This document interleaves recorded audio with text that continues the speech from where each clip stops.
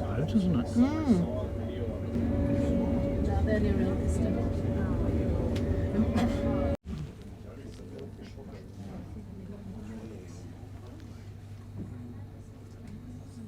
So, welcome to the Falkirk Wheel, everybody, here in sunny Falkirk. Better than it was last night, we will take it. And welcome aboard Antonine for your trip up through the wheel today. My name is Lauren. I'm, for today anyway, your boat crew. I'm sorry I am not looking more professional. I typically work in the office, making people's bookings, so I wasn't expecting to be out here today. But up the back there, you've got Stephen. He is your skipper, so he's the one in charge. So if something goes wrong, it's his fault. I love that. Between the two of us, we've brought you into the lower gondola of the Falkirk Wheel. The gates have closed behind us, so I'm afraid there's no going back. You're now stuck with me. Good luck. Any minute now, the wheel is going to start its rotation, and we're going to take you up to the top. I do not know which way the wheel is going to go. We're either going to go that way, or you're going that way. I hope we go that way, because I want to see what the soup is for today. I'm hoping that. When we're at the top of the wheel, we're going to leave the wheel behind and go for a short sail along our aqueduct and through Roughcastle tunnel to the South Basin, where at that point we'll turn the boat around and you'll see the two locks that would lead you further onto the Union Canal, which you could then use to go all the way to Edinburgh. I'm not taking you to Edinburgh today because it takes about 2 days and my family's from Glasgow. We don't do it. So we turn around at that point and we bring you back. As you sail through the tunnel, you're actually passing under the Roman Antonine Wall. It was the most northerly frontier of the Roman Empire.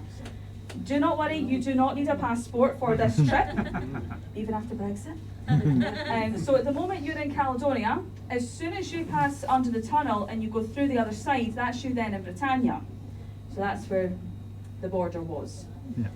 When we come back to the wheel, I'll come back inside, and if our view is any good, I'll show you some sightseeing with you. You can usually see fairly far. On a day like today, we'll maybe get 30-ish miles, hopefully. Because you're lucky if I can remember the rest of my tour. I've not done this for about 3 years, so this will be fun. So we can usually see the likes of Fife, the Kelpies, Grangemouth, and various hill ranges as well. I'll do my best to point these out. If you have any questions at this point, please do not be shy. Feel free to interrupt me because I can talk for Scotland. Okay, you have been warned.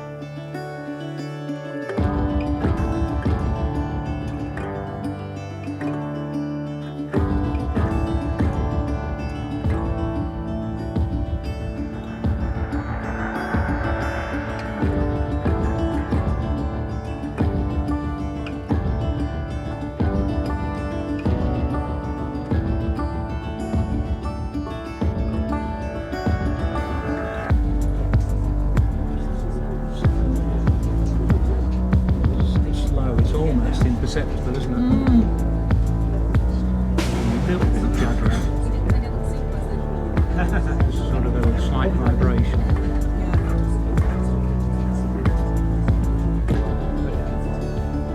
Quite amazing to watch.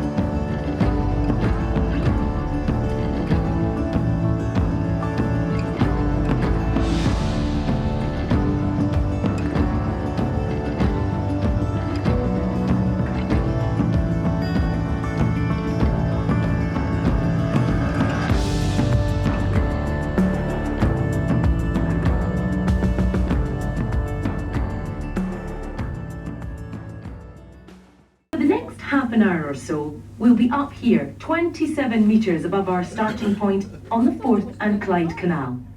We're now moving at 4 miles an hour over the reinforced concrete aqueduct. There's just over 100 metres between here and the tunnel, dead ahead of us. We'll go right through that and turn around before heading back and taking a look at the view that's right behind you now. You might have noticed that there are 2 tourist boats in service at the Falkirk Wheel, each with slightly strange names. Archimedes and Antonine. Did you see which one you are on today when you got on? Those special names were chosen for a reason. They're both important parts of the wheel's identity. First, Archimedes. He was a scholar and mathematician in ancient Greece who discovered something that's very important for the operation of the wheel. Any floating object displaces its own weight of fluid. Okay, that might need a bit of explanation. Archimedes' principle says that when an object is placed in water, for example the boat you are sitting in now, it displaces its exact own weight in water. The amount of water that moves out of the way to make room for us is equal in weight to the boat itself. That might sound quite simple, but it's actually really important for the smooth operation of the Falkirk Wheel. Each gondola, that's the big tub of water we just travelled up in, holds 250 tons of water. When our boat sailed in, we pushed about 60 tons of water. That is the weight of the boat and its fuel and all the people in it, out meaning that the gondola then had 190 tons of water and 60 tons of boat in it. So the contents of the gondola still weigh 250 tons. The clever part is that the other gondola will also weigh exactly 250 tons as well. We are evenly balanced with them. And that means that it only takes a tiny bit of energy to get us moving around the central core of the wheel. We're balancing each other out. So while you might think it would take a lot of energy to lift 250 tons of steel, water, boat and even you up the 27 metres we just came, it actually took just a small push. About the same amount of energy as boiling 8 electric kettles. That's enough for a cup of tea, each for everyone on the boat. We haven't got time for a cuppa now, but you can get one down at the visitor centre afterwards while you watch the wheel going round again. Got that? Another really clever part of the wheel are the cogs. You can't see them as they're inside the workings, but these huge jagged wheels and sensors stop us from tipping over as we move up and down around the wheel. When the designers were putting the plans for the Falkirk Wheel together, they were confident it would work on paper, but they weren't exactly sure. This is the first rotating boat lift in the world after all. So to test their theory out, they built a small-scale model out of Lego to see how it went. Fortunately, the principle worked and the design was commissioned. As we get close to the tunnel ahead, you'll note that we're in a rather charming landscape. At some times of the year, the pool to your left is home to herons. The canal system stretching across Scotland is home to over 30 varieties of aquatic plants, 15 species of mollusk, over 30 types of water flea, and even freshwater sponges. Plus the ducks and swans. It's been known for fish to swim into the gondola at the bottom and travel up to the Union Canal with us. Of course, they displace their own weight too. And there are footpaths here as well, leading up into the woods. You can walk along these later if you like.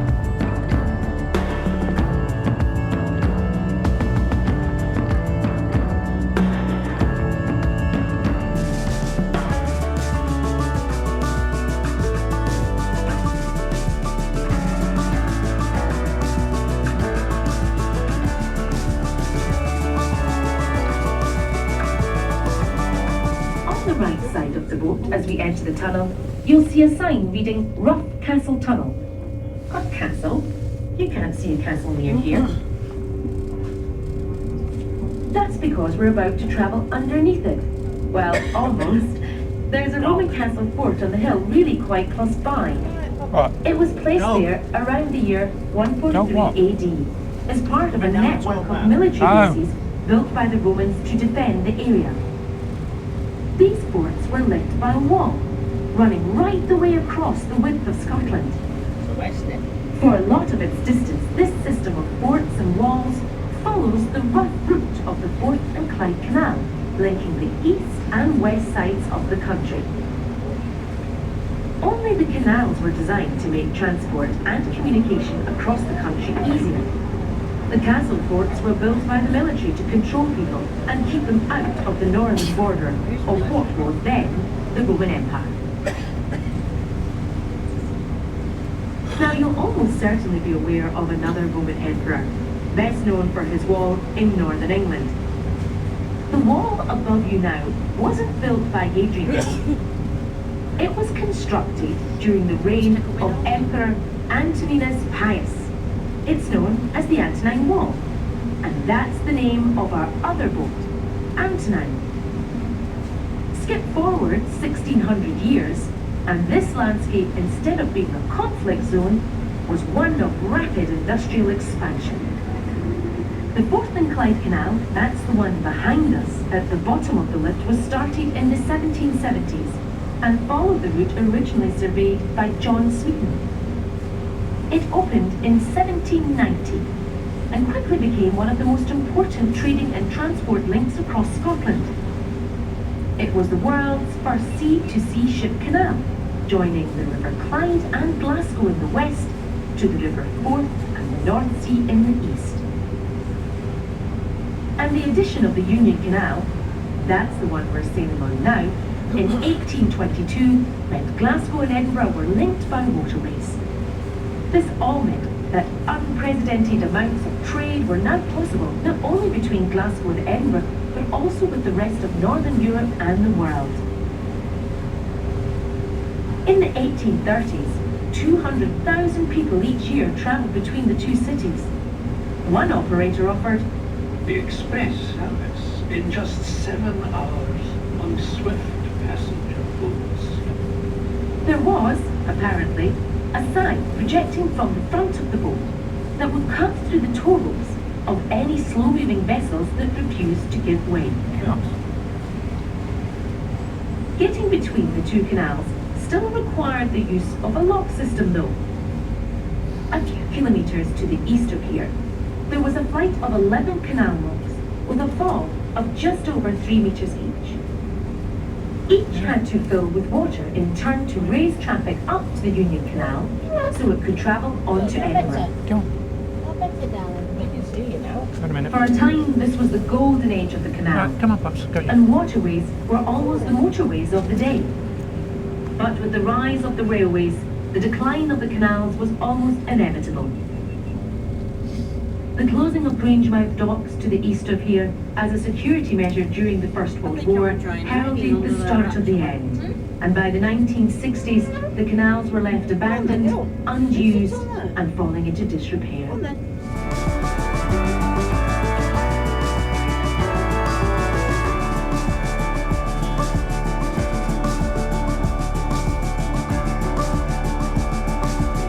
As we emerge out of the tunnel, you'll notice that we're in a much different landscape now. More intimate, and certainly not quite such grand views as on the other side. When we've turned around and gone back through the tunnel, you'll appreciate the views from there, looking out over central Scotland from a scenic vantage point. But for a moment, enjoy the canal side setting.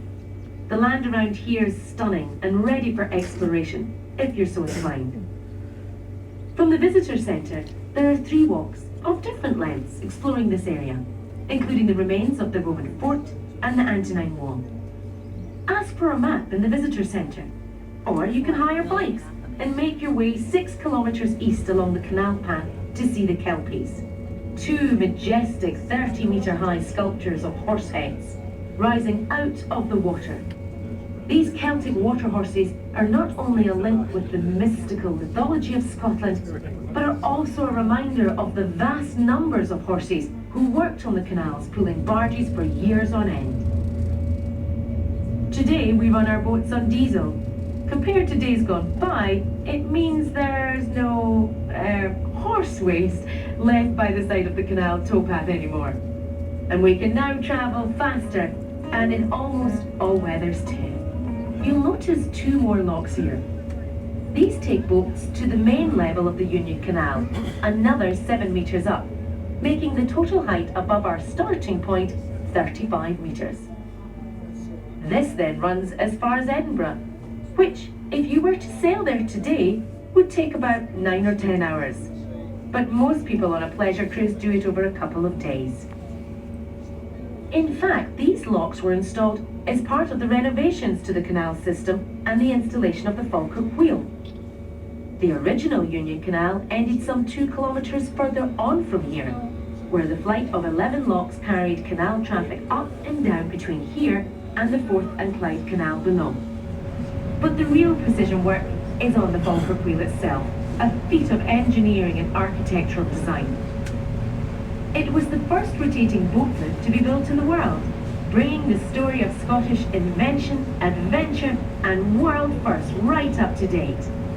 The sense of ambition and pride felt by the design team matches that of those engineers and canal builders a few centuries ago.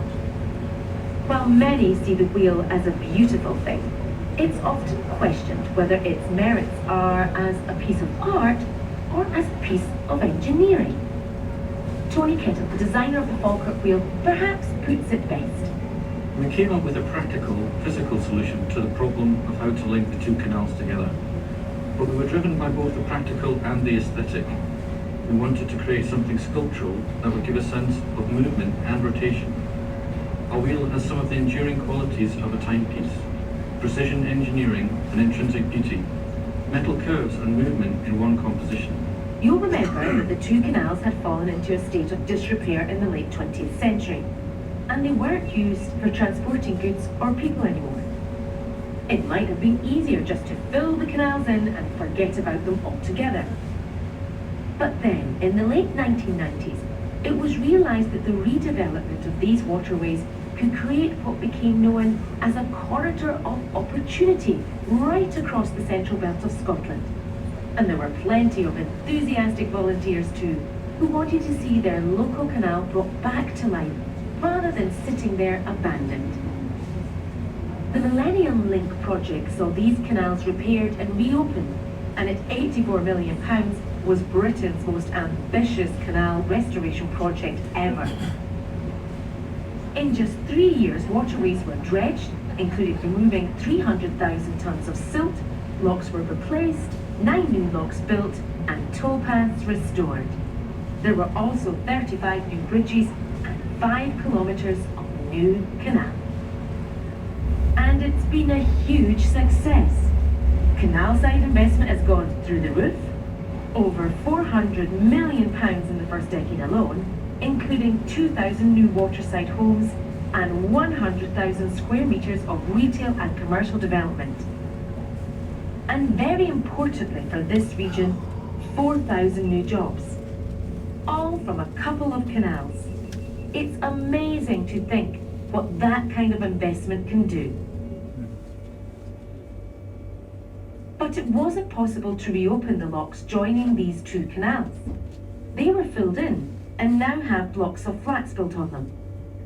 So a new solution was needed, hence the Falkirk Wheel.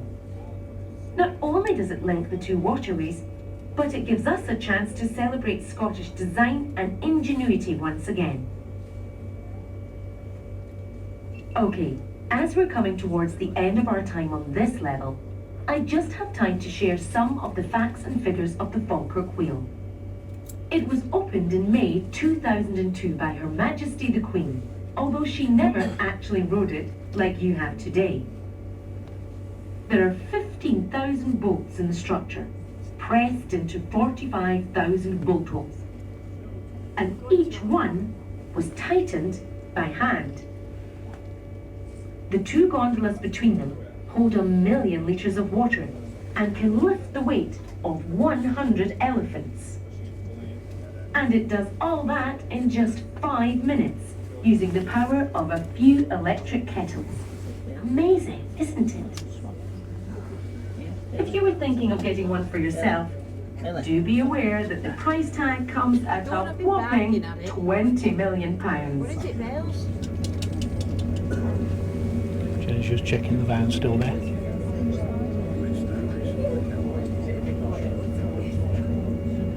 I was just saying that was a really good idea, wasn't it? Putting some motorhome spaces in there, people can stay overnight. To do that one day.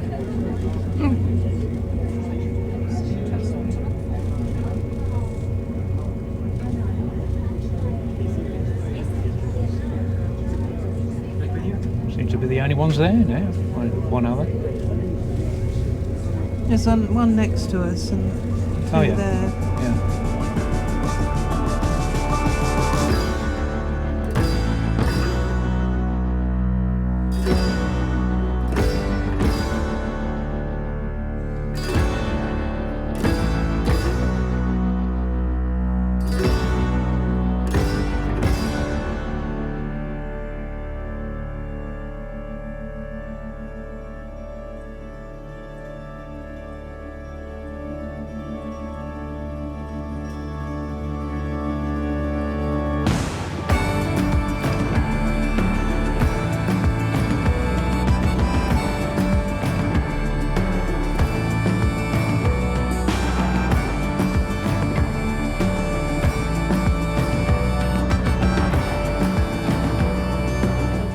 Your right hand side. This is the greater portion of Falkirk and the Forth Valley area. You can see it's kind of a fight today, so that's slightly to the left of the view there. Over that way is where a lot of Outlander was filmed, so if you're a fan of Outlander, that's where you need to go for that. It's also where all our kings and queens prior to obviously the current monarch, you know, they're crowned, and that's where all of our royal history is. Back into Falkirk, everybody asks us, can you see the kelpies from up here? By the pound for every time I was asked that question at the pitch. You can see them, they're a little bit hidden today, but I'm going to give it a shot. So if you look down into the housing estate below, in the middle, there's one that's got a green shop front facing you. Mm-hmm. Oh yes. Look straight up above that shop, and you'll see two little shiny figures. Oh yeah. Yeah. Just on the tree line. Yeah. That there is the kelpies. Back here, sort of looking round towards the front of the boat, you can see the villages of Larbert and Stenhousemuir, where I'm from. And the hill range that's in the back there is the Ochil Hills. This range goes from Dollar, which is out by Fife, all the way through past us, through Stirling, all the way to Dunblane. So it's a massive hill range. Its most famous Munro is called Dumayat. It is spelled Dumyat if anybody is going to look for it. And it was an active volcano. It sits just behind the Wallace Monument, and it's thought that the remnants of what it kind of expelled over the years is what Stirling Castle and the Wallace Monument are now built on top of. But it's a fantastic hill to go walking. If you're a keen Munro climber, then the Ochils are certainly a good place to start. And this has happened in already. I forget how fast this thing actually goes. When you're sitting in the office all day, you forget that this does go pretty quickly. Has anyone got any questions before I continue? Yes. Go for it. How does the water drop run down between the gondola and the canal? So basically, how do we seal everything? Yeah. So we imagine this bit like a bathtub. So you've got your door at the front there. You've also got the door at the back. That's what stops all the water falling out. There's then another gate on the other side. The space in between that water's actually just sucked away into a big tank underneath. And when we need it again, we just pop it back up. So it's just stored in a tank and then boom. And that's what releases the pressure between the two I gates. basically I was just running down like that. It has happened. Just the once. It has happened just the once. It was actually, I think it's my second year here. And one of the bits that helps to seal that water, it's like the middle of an accordion. Yeah. One of them, it started retracting back, but not all the water had been drained yet. So I think it was a fuse that went or something like that, and there was a group of university students standing just kind of at the back of the field building there, and they got soaked. And I laughed a lot. It was a proper Schadenfreude moment. It was amazing. They were okay. They were actually all right, but they were just like, we were very cold. I'm laughing from the top, like, you could have seen it coming because you heard it. You knew it was coming. But yeah, so that's how we do that. But that's only happened, but the ones that I've been here, and I've been here nearly 8 years, so for one little fail, yeah, it's not too bad. What is the charge to come through the Falkirk Wheel? So, who thinks I would charge boaters maybe say £100 or so to use the wheel? 15? Alright, that's pretty fair. What if I told you it cost them nothing? Something for free in Scotland. The copper wire is invented by two Scots fighting over the penny, but this, yeah.